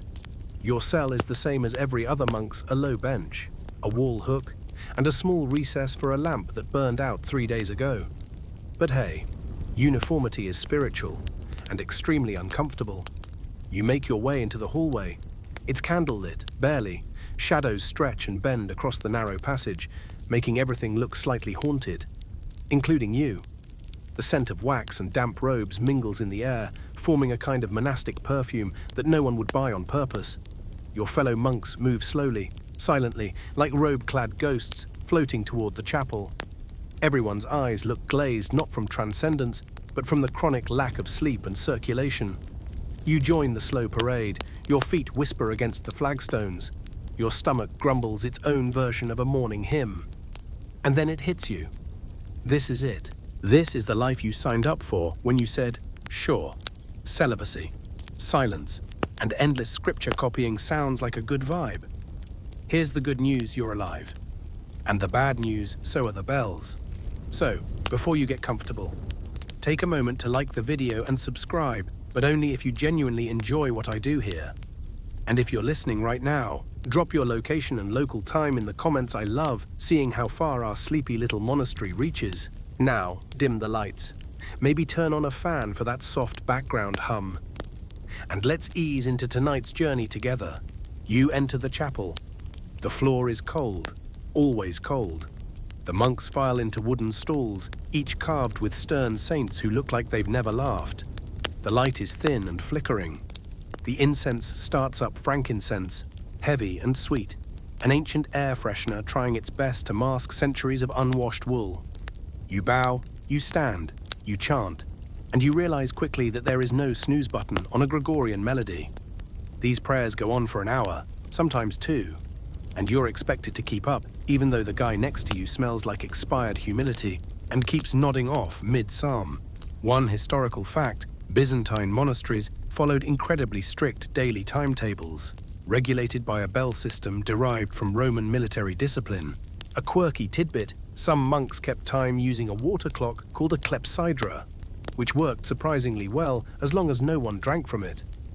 And historians still argue whether the extreme rigidity of this lifestyle was genuinely fulfilling or just the world's most spiritual form of burnout. Eventually, the chanting ends. Your legs are numb, your throat dry, and you're starting to hallucinate the smell of cinnamon rolls. Spoiler, there are no cinnamon rolls. You shuffle out of the chapel, the stone floor bruising your heel through your sandal with every step. And now, the true test begins: breakfast. You enter the refectory, though calling it that is generous. It's a long, echoing stone room where sound travels faster than comfort. Wooden benches line the sides, with a single narrow table running the length like an altar to beige food. Your sandals slap against the floor, a kind of involuntary percussion as you make your way to the exact same seat you've sat in every day since forever. There's no chatter, no morning gossip, no sleepy mumbling about dreams or sore backs, just the sound of spoons clinking against bowls and the occasional gentle wheeze from Brother Theophilus, who may or may not be asleep with his eyes open. Again, before you sit, You bow to the table. Because yes, even breakfast in the Byzantine Empire involves some light kneeling. And then your food, a bowl of lukewarm lentil mush. Because variety is for the spiritually weak. The porridge has the texture of regret and the taste of obedience. Sometimes, if the kitchen monk is feeling rebellious, there might be an onion slice floating on top. Today is not that day. You pick up your wooden spoon, which doubles as your personal utensil and emotional support object. It's rough, uneven, and like everything else here, painfully humble. You eat in silence, not metaphorical silence, actual. Mandated, speech is a sin until midday silence. The only sounds are chewing, bowl scraping, and the ever-present internal scream of your taste buds. Here's the irony: you live in an empire known for its sumptuous imperial banquets, with flamingo tongue and honey-soaked dates. Meanwhile, you're contemplating whether a dried lentil counts as a vegetable or a personal offense. Your stomach doesn't grumble in hunger anymore. It whimpers in confusion. A mainstream historical fact, Byzantine monastic meals were deliberately bland and sparse, with monks eating just 2 small meals a day, primarily legumes, stale bread, and the occasional blessed olive. A fringe tidbit: some monks believed chewing too enthusiastically was a form of gluttony, so they trained themselves to swallow food with minimal jaw movement. No, really. And historians still argue whether this kind of denial brought true spiritual clarity or just really bad digestion. After your bowl is scraped clean, and yes, you're expected to lick it clean because washing is reserved for special occasions. Like martyrdom, the bell rings again, a subtle ding that says, "Congrats on surviving breakfast, time to go copy 5,000 words by hand with no mistakes." You file out, slowly. Your knees complain with every step. You can feel the lentils beginning their slow, dramatic exit through your digestive system. You pray they hold, back through the cloister, past the garden that grows nothing but weeds and guilt, into the scriptorium. This is where the magic doesn't happen. The room is dry, dimly lit by narrow windows and high, oil-sputtering lamps. It smells of ink, leather, and sleep deprivation. The scribes sit on low wooden stools, hunched over desks that tilt just enough to send your vertebrae into early retirement. You sit, crack your knuckles, dip your pen into the ink, a thick, black brew made from soot and vinegar, which is somehow the tastiest thing you've seen all day. And then you write, line by line, letter by letter, in Greek, aikotara, with no eraser, no Ctrl-Z, and absolutely no chance to get up and stretch. If you mess up a word, you don't just scratch it out, you chant 3 psalms and pray your superior doesn't notice. Time passes weirdly in here, hours melt into minutes, and then reharden into centuries. The monk next to you has started humming a hymn in his nose. Your back spasms for attention, but you ignore it. You're focused, you're disciplined, you're dangerously close to dozing off and drooling on St. Basil's beard. When you're finally allowed to pause briefly, it's not to rest, it's to illuminate. That means coloring the margins of the manuscript with golden spirals, tiny angels, and decorative fish that definitely weren't in the original gospel. But hey, you're allowed a little creative flair, as long as it's tasteful and doesn't involve smiling. Remember that sandal you tripped on this morning? It's still digging into your heel, and the ink has stained your fingers black permanently. You try not to scratch your face with the tip of your pen. Again, you've got 6 more hours of this. Better hydrate. Just kidding, water is rationed. And also, the jug smells like wet goat. Time slows down in the scriptorium, which sounds poetic until you realize that in this case, slows down means you're copying the same letter for the 5th time because the ink keeps blotting and your fingers are numb. Every stroke has to be perfect. No smudges, no shortcuts, and absolutely no freestyle annotations. Unless you're planning on being reassigned to stable duty with the donkeys. Again, your hand cramps, not from writing, but from not moving. You flex your fingers under the desk like a tiny rebellion. Across from you, Brother Anastasios is mouthing every word he writes. It's helpful in a "this is how monks slowly lose their minds" kind of way. Outside, sunlight filters through the narrow windows, warming nothing and bothering no one. You're inside a stone building designed to be equal parts devotional and uncomfortable. Fun architectural fact: the Byzantines believed hardship built character. That's why this room is roughly the temperature of stale soup. You glance at the page you're copying. It's a treatise on the Holy Trinity. Long, dense, written in ancient Greek, and definitely not something you can skim. There are no jokes, no doodles, and certainly no emojis. This is serious monk business. But your stomach disagrees. It's been several hours since your last meal, which, if you recall, was lentil disappointment. Your insides are making sounds usually reserved for weather events. You glance at the candle wax on your desk and think, briefly, about biting it. Not for sustenance, just for variety. Finally, the bell rings again. Not freedom, but lunch. The second and final meal of your day. You file back into the refectory with the enthusiasm of a deflated balloon. The same bench, the same bowl. This time, it's boiled chickpeas. Warmish, slightly gritty, seasoned with the tears of anticipation. You eat. You pretend to enjoy it. You make your chewing expression neutral and monastic. No smiling, no frowning. Just serious chewing. A monk's lunch face is an unreadable poker mask. Even if what you're really thinking is this the same bowl from yesterday? And the day before that, you wouldn't be wrong. The monastery runs on repetition, tradition, and a total rejection of the spice trade. Historians still argue whether this Spartan diet extended life or simply made time feel longer. But here's your fringe tidbit for the day. Some Byzantine monks believed onions stirred up impure thoughts, so entire gardens were designed without them. You haven't had an onion in weeks. Coincidence after lunch. You are allowed 10 minutes of solitary prayer, which is code for you sit alone in a stone cell and try not to nap while whispering psalms. You kneel on the floor, which is both symbolic and bad for your knees.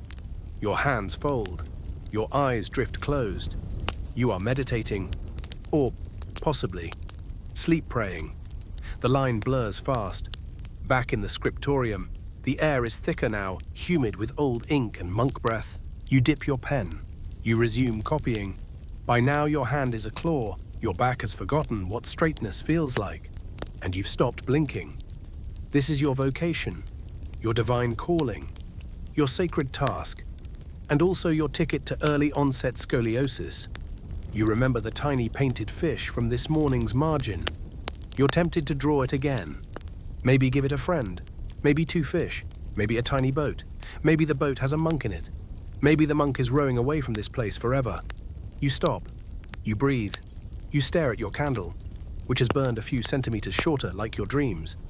The hours drag. Every sentence you copy is another small monument to stillness, silence, and severe lower back pain. You reach the end of a page and feel a jolt of relief until you realize the next page starts with a capital letter you hate drawing. The Byzantine theta. It's basically a cursed circle. One slip and you're starting the page again. The only thing keeping you sane, the sound of Brother Theophilus humming again. This time suspiciously off-key. You don't mind. It's the closest thing to music you'll get until Easter. Your ink runs low. You raise your hand. A young novice appears, refills your inkwell, and leaves without a word. He looks 10 years old. He probably is. You return to the page. You write. You blink slowly. And then something miraculous. A break. Sort of. It's time for evening prayers. You stand. Your knees crack. Your spine sings. You limp with the others toward the chapel, each of you a slightly different flavor of hunched. And just like that, you're leaving behind your manuscripts, your ink, and your increasingly judgmental fish doodles. For now, the chapel glows faintly with candlelight, which is good because harsh lighting would only expose how much your posture resembles a soggy pretzel. You slide into your wooden seat, one of those special monk designs that punish slouching with a strategically placed rail halfway up your back. It's called a misericorde. And no, it does not live up to the name. It's about as merciful as a tax audit. Chanting begins. You open your mouth and exhale Gregorian syllables that have been recycled through generations of equally nasal monks. It's hypnotic, meditative, and ever so slightly off-key, thanks to Brother Theophilus. Again, Byzantine liturgy isn't short, it's more like an endurance sport. But with incense, the smoke curls into your eyes. You squint. You blink. You try not to sneeze, because sneezing during prayer is interpreted as demonic interference. Historians still argue whether this was an actual belief or just a fun way to shame hay fever sufferers. You survive prayers with your soul intact, but your spine questioning all your life choices. The final bell chimes.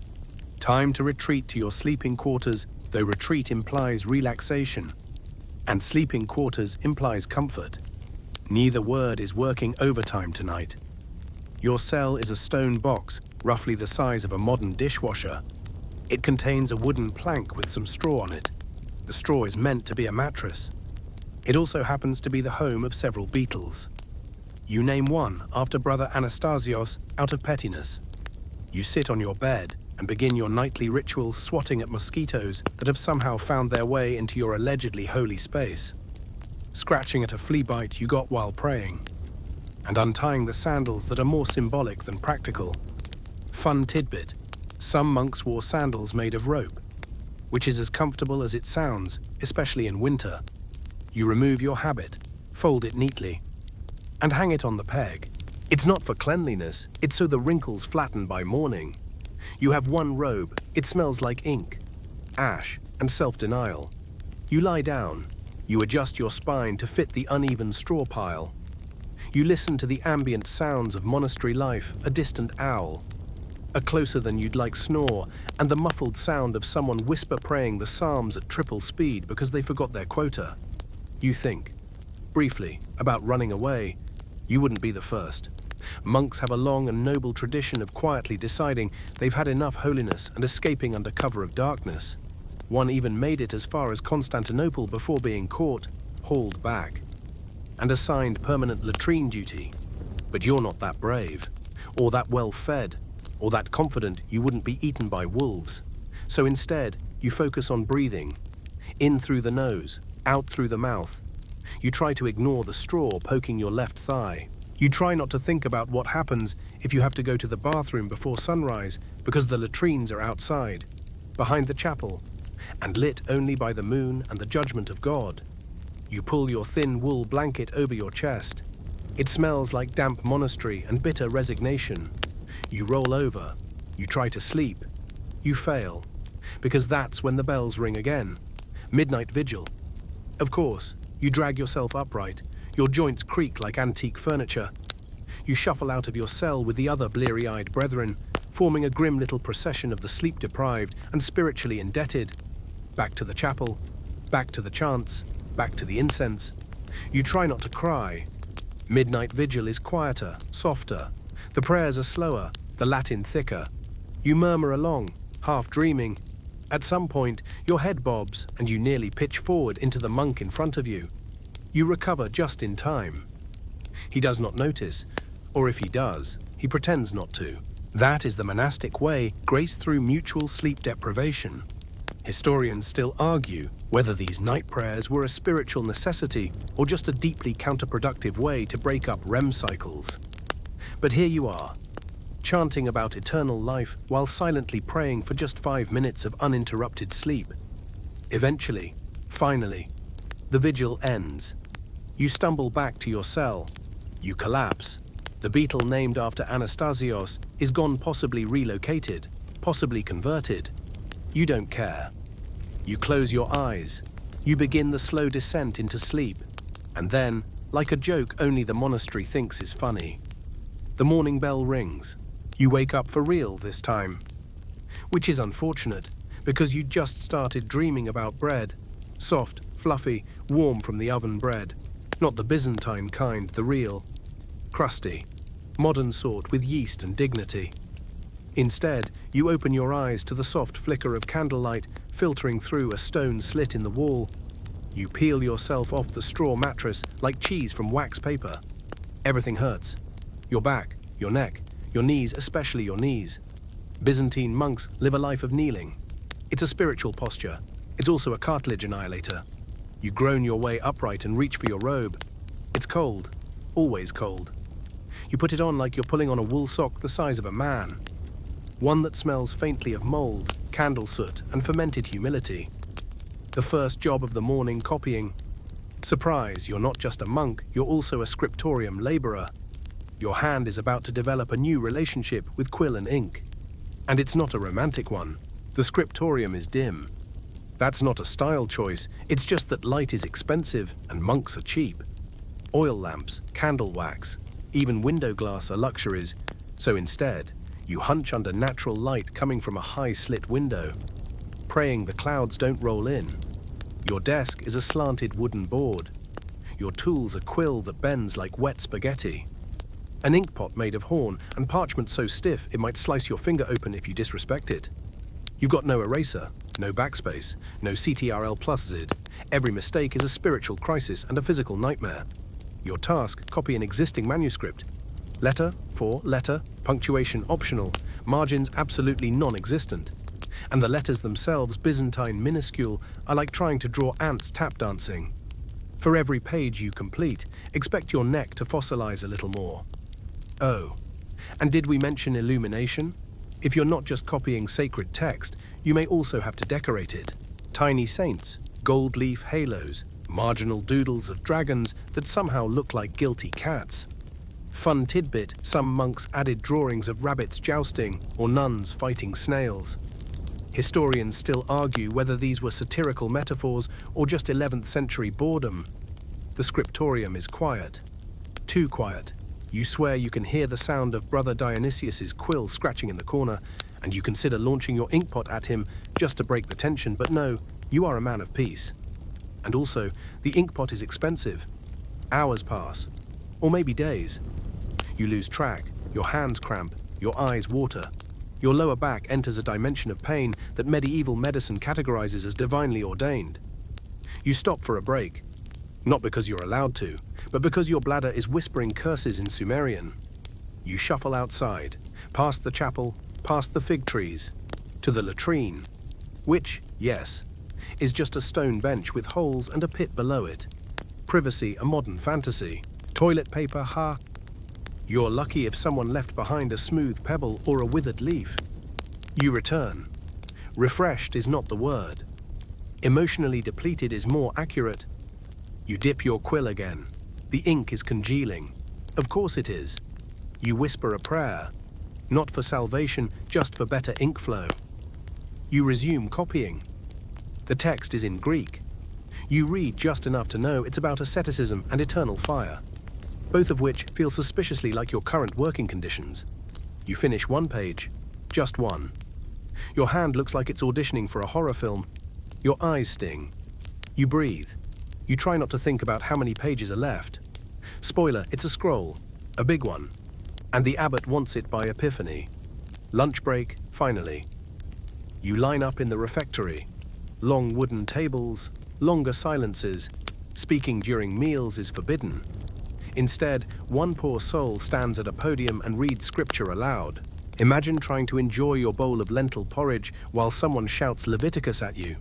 It's basically a podcast, but in Latin, and hosted by a man with one functioning lung. Your food is brown. You do not question it. It is probably lentils, possibly bread. Definitely punishment.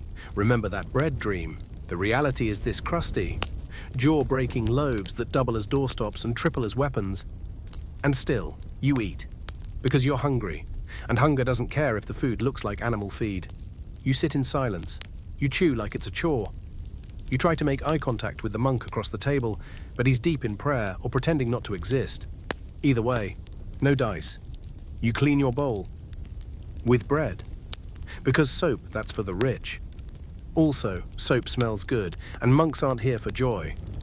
After the meal, you bow, file out, and head right back to the scriptorium. And you thought your old office job was repetitive. Back in the scriptorium. Again. Because where else would you be in this blessed little monastery? If not hunched over a desk with your spine slowly transforming into a question mark this time. You're copying a psalter, psalms, which, lucky for you, are repetitive and familiar. Not lucky because they're spiritually uplifting. Lucky because you've copied this exact one 5 times already. And now your brain can autocomplete half the verses like it's running ancient autocomplete software. Except instead of predictive text, it's predictive wrist cramps. Your quill is scratchy again. You attempt to sharpen it with a small knife, the kind monks are technically allowed to own. Though not for stabbing each other, just for practical things like shaping writing tools, slicing parchment, or contemplating eternity by carving sad faces into your desk. As the hours drone on, you notice your eyes start playing tricks on you. The letters blur together. You blink rapidly. This doesn't help. You close one eye, then the other. Nope, still illegible. This isn't just your imagination. Scriptorium eye strain is a documented medieval workplace hazard.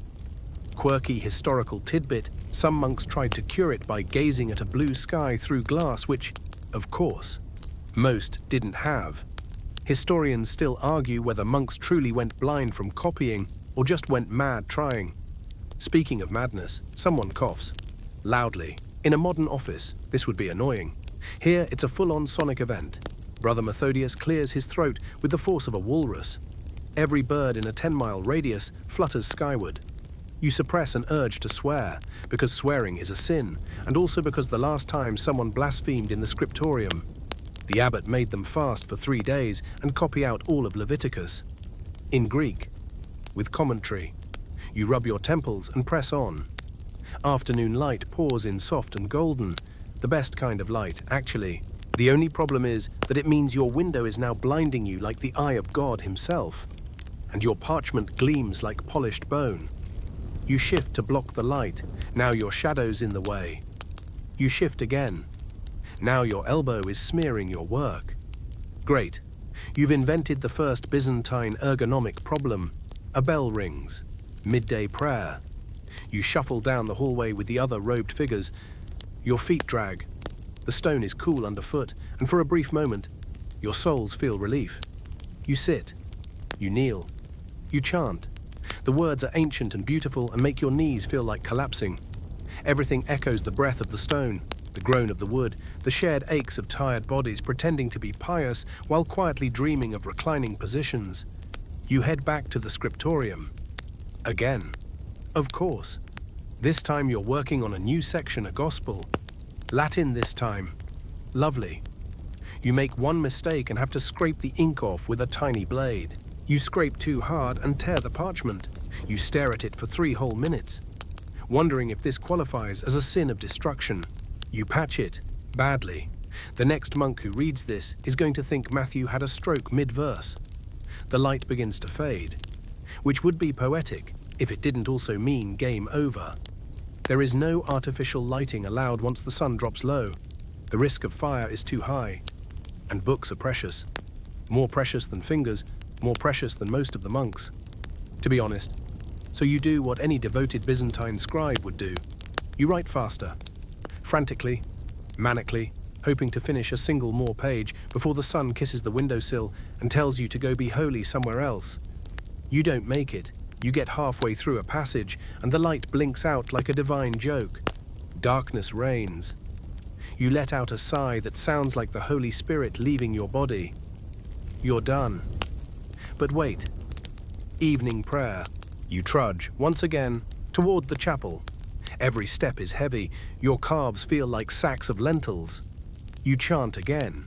You kneel again. You stand, sit, kneel, stand. Repeat like some sort of spiritual aerobics program designed to keep monks humble and mildly injured. After prayers, you finally return to your cell. It is not luxurious. The straw mattress has developed what can only be described as texture. There's a draft. There's always a draft. It might be from the window. It might be from the cracks in the wall. It might be from God, reminding you that comfort is a temptation. You undress, which takes 2 seconds because you only have one robe.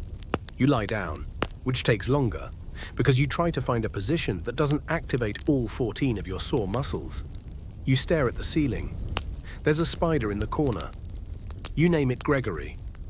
You consider confessing that, then fall asleep mid-thought, face pressed into your copy of Psalms. Tomorrow more ink, more prayer, more sitting perfectly still while slowly turning into furniture. And yet somehow you kind of love it. The monastery awakens before the sun, not with a gentle alarm or the soft tinkle of wind chimes, but with the clang of the morning bell, which sounds suspiciously like someone took a pot and hit it with regret.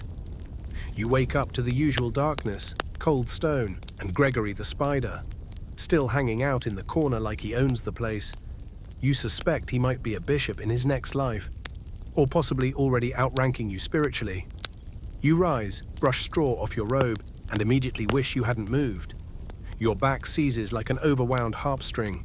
Your knees pop. Your spine mutters something offensive in Latin. You trudge out to morning prayer, again walking the narrow cloister corridors where the walls drip dew, and your breath fogs in front of you like you're some kind of steam-powered monk, which, in a way, you are after prayers. It's time for what passes as breakfast. Porridge, again, with a texture somewhere between cold wallpaper paste and regret made edible.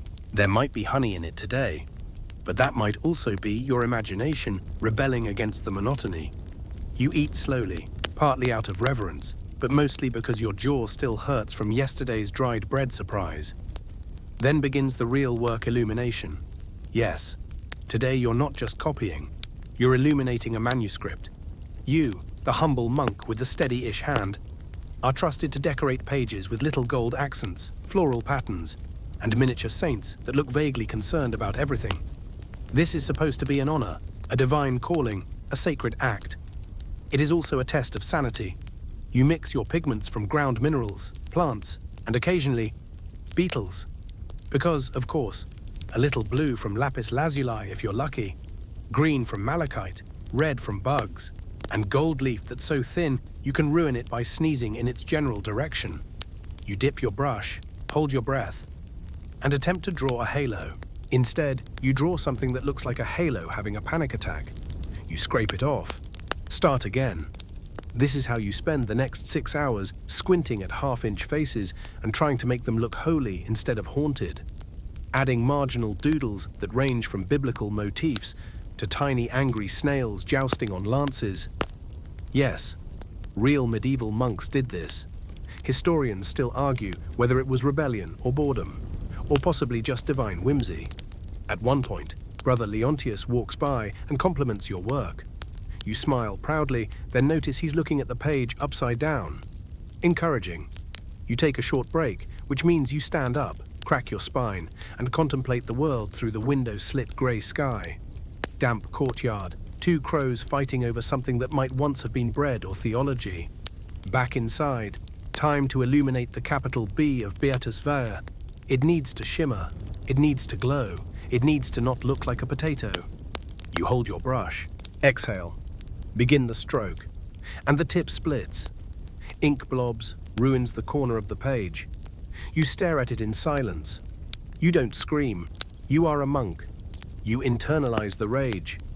You bury it deep beside the unspoken heresies and the time Brother Cosmas took your sandals and denied it.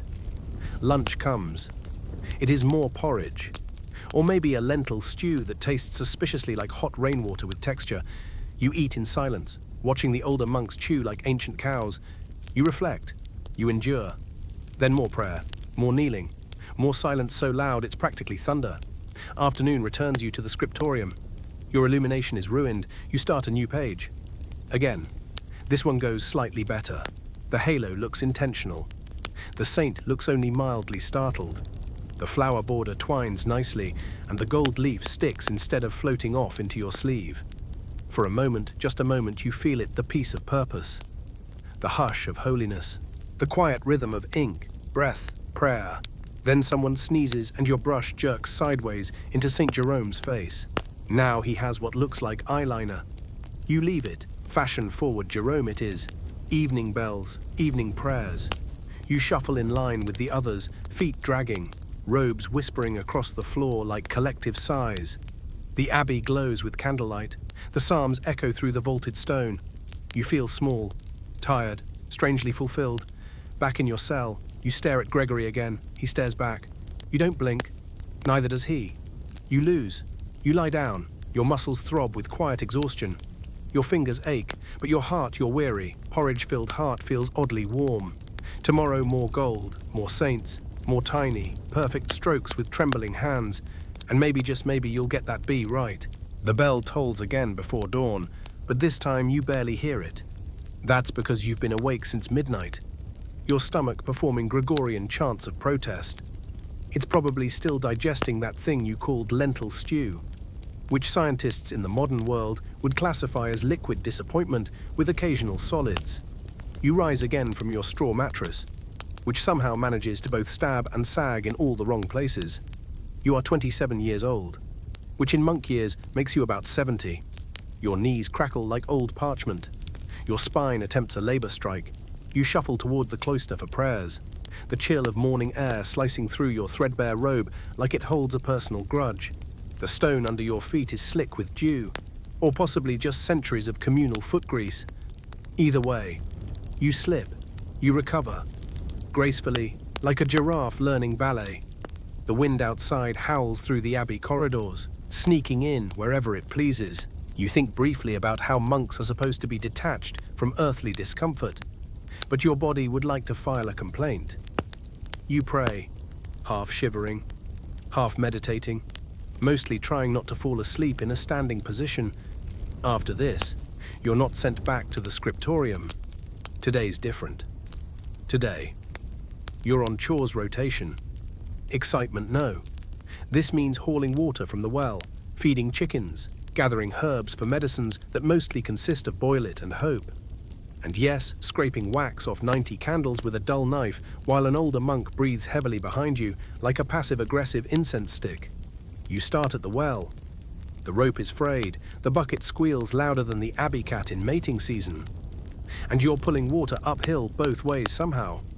You finally fill 2 wooden buckets that leak from the bottom, because of course they do. You carry them in carefully, arms straining, robes damp from the sloshing. Next up, sweeping the courtyard, with a broom that has fewer bristles than your tonsured head has hairs. You chase leaves around like an angry goose, while the wind laughs and deposits new ones behind you. You begin to suspect you're the punchline in a cosmic joke about futility. After that, Brother Mikhail hands you a bundle of yarrow, tells you it's for balancing the humors, and asks you to dry it without crushing it. You look at it wrong, and a third of it crumbles. You hide the evidence. Brother Mikhail already doesn't trust your aura.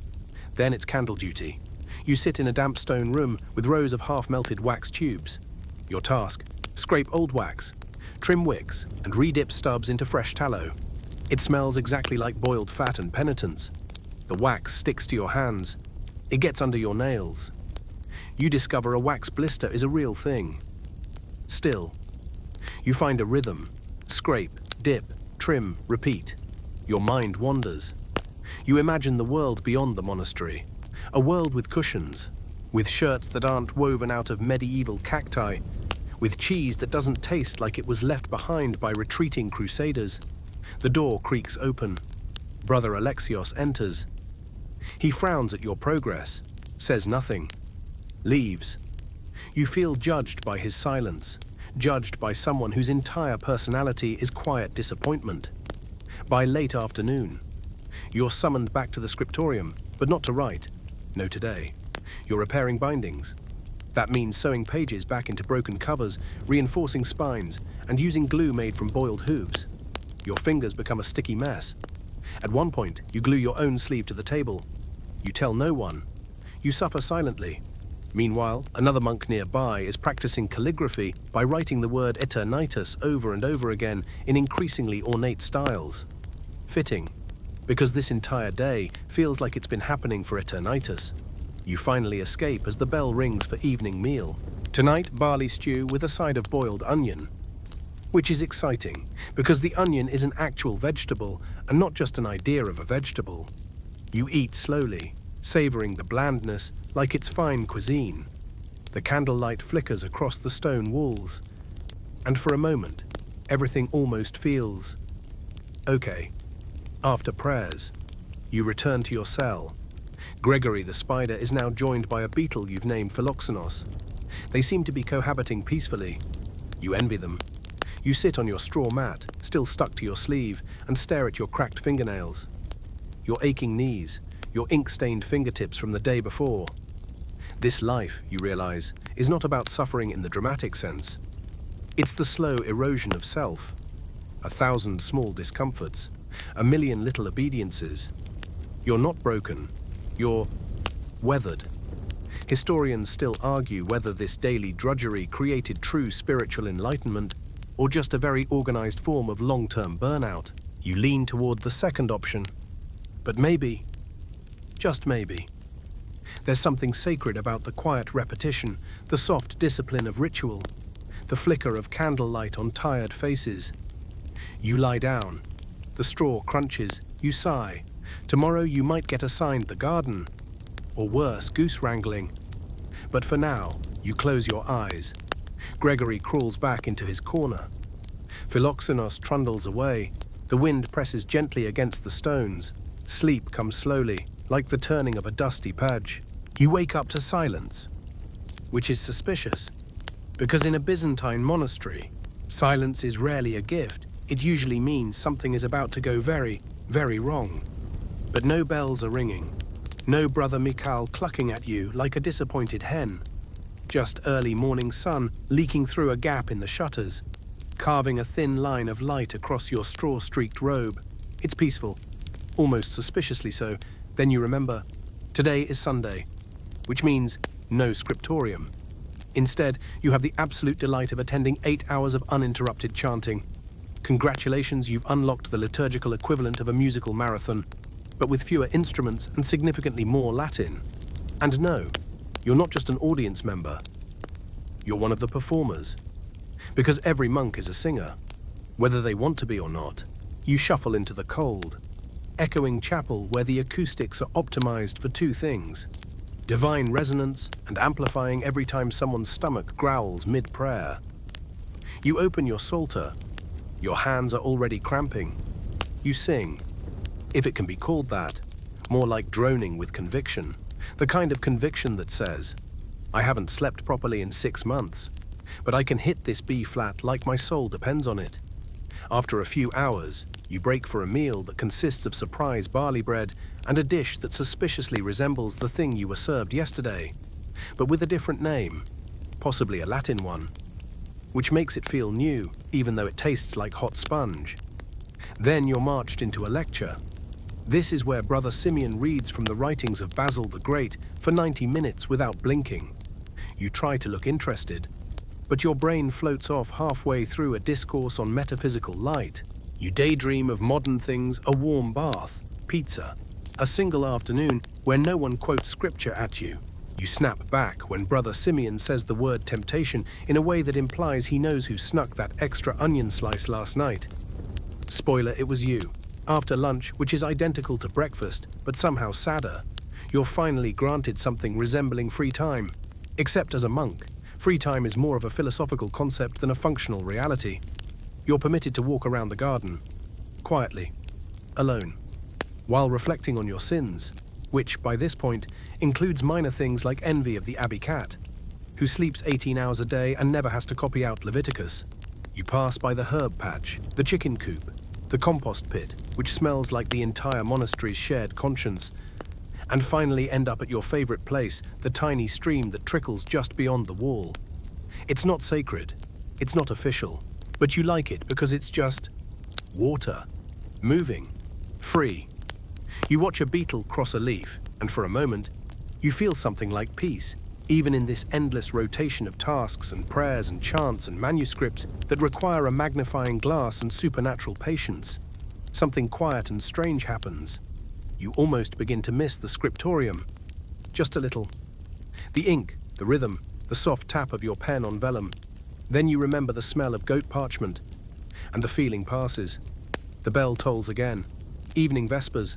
You trudge back. You sit in your stall. You chant until your voice dissolves into the stone around you. The walls don't echo anymore. They absorb. The final candle flickers out, and you're dismissed. You crawl back to your cell, which at this point you consider your emotional support cave. Gregory is missing tonight, possibly gone on pilgrimage. But Philoxenos the beetle is still here, curled under a corner of your mat like a tiny, unspeaking roommate. You lie back, and you begin to wonder not just if you've survived the day, but whether the day has survived you. Because in the end, a monk doesn't live a day. He wears it like a heavy robe. And at night, he hangs it beside his soul. Historians still argue whether these monasteries preserved knowledge out of devotion or out of desperation to make sense of an indifferent world. But you draped in scratchy wool, smelling faintly of ink and onions, you suspect it's a little of both. The stone under your back is familiar. The wind is quiet tonight, and your last thought, before sleep overtakes you, is not of divine wisdom or illuminated manuscripts, it's whether there might be barley stew for breakfast. Again,